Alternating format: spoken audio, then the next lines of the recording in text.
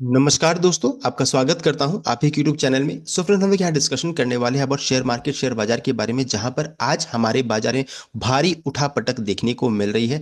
आज भी अगर चेक कीजिएगा तो भारी भरकम बिकवाली देखने को मिली। कभी शानदार रिकवरी होता है, कभी तुरंत में बिकवाली स्टार्ट हो जाती है। तो उसके पीछे रीजन क्या है, क्यों उठापटक हो रहा है, उसको हम अभी चेक करने वाले हैं। अभी निफ्टी को चेक कीजिएगा तो 22,771 के पास यहाँ पर ट्रेड कर रही है, टिकर देख सकते हैं। एंड यहाँ पर लो बनाया देख सकते हैं, 22,725 का लो ऑलरेडी बन चुका है। यानी कि जो इंपॉर्टेंट लेवल था ना, 22,750 का जो इंपॉर्टेंट लेवल था वो ऑलरेडी ब्रीच हो चुका है।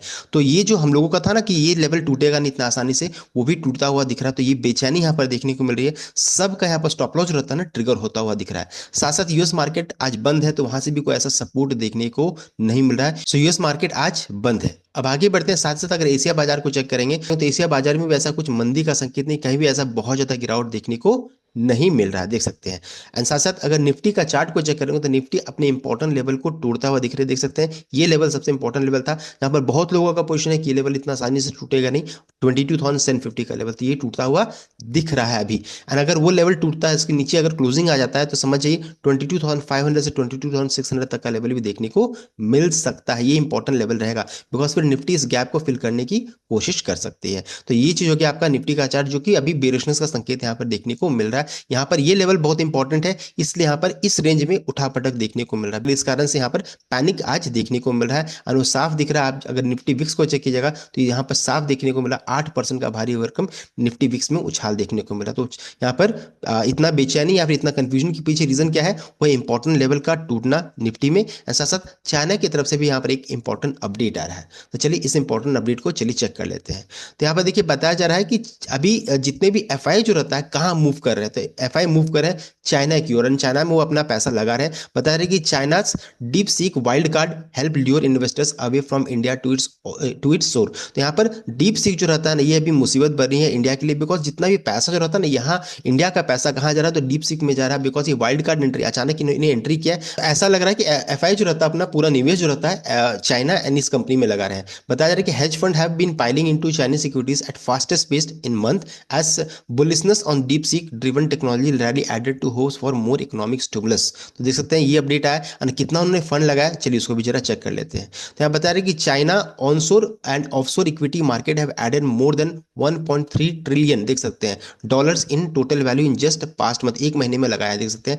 And amid such reallocation while India's market have shrunk by more than 720 billion dollars. तो ये अपडेट आ रहा है, यानी कि इंडिया का पैसा जा रहा है किधर, चाइना की ओर मूव कर रहा है। एंड इस कारण से मार्केट में ये अपडेट मॉर्निंग आवर्स में आया। एंड इस कारण से भी यहाँ पर अच्छी खासी गिरावट देखने को मिलता है। चाइना भी एक रीजन बन रहा है जिस कारण से हमारे मार्केट में कंफ्यूजन हो रहा है, बिकवाली देखने को मिल रही है। सो आगे बढ़ते हैं। ये तो हो गया नेगेटिव न्यूज जिस कारण से मार्केट में भारी बिकवाली देखने को मिली। लेकिन अचानक देखिए कभी कभी रिकवरी भी आया, तो उसके पीछे रीजन क्या है कि बहुत सारे पॉजिटिव न्यूज भी साथ साथ में चल रहा है। अब देखिए पॉजिटिव न्यूज क्या यहाँ पर अपडेट आ रहा है, जहां बताया जा रहा है कि सबसे पहले कि easing geopolitical tension, Ukraine Russia के बीच में जो युद्ध चल रहा है वो अब धीरे धीरे रहता है, धीरे धीरे खत्म हो रहा है, टेंशन खत्म हो रही है। ये पहला अपडेट है। क्रूड के प्राइसेस में गिरावट जो रहता है, कूलिंग ऑफ हो रहा है, ये भी एक अच्छा संकेत है। तीसरा जो है सॉफ्टनिंग डॉलर, यानी कि जो रहता है रुपए में मजबूती भी अभी एक रीजन बना, धीरे धीरे 88 से अब गिर करके 86 के रेंज में पहुंच गई है। तो ये भी एक रीजन बन जाए।